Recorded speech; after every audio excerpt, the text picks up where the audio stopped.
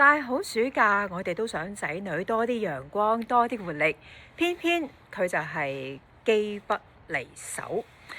你試過同佢傾啊，定過協議，但唔使幾日就不了了之。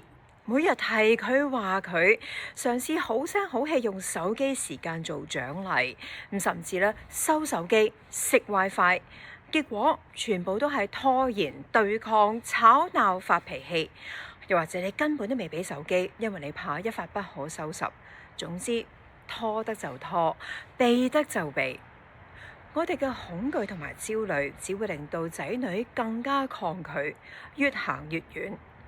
今個暑假係重新建立屋企人碌手機、打機習慣嘅最好時機。喺我嘅教養訓練入面，我會同你一步步拆解點解之前一直都管唔掂，了解下孩子碌手機背後究竟有啲乜嘢真正需要，學會點樣表達我哋嘅關心，仔女先至會聽得落。一家人點樣可以傾出一份講得出、做得到嘅協議，唔再吵吵鬧鬧，都守到界線。目標係9月開學之前，親子之間重建互信，仔女面對誘惑都可以自發自律。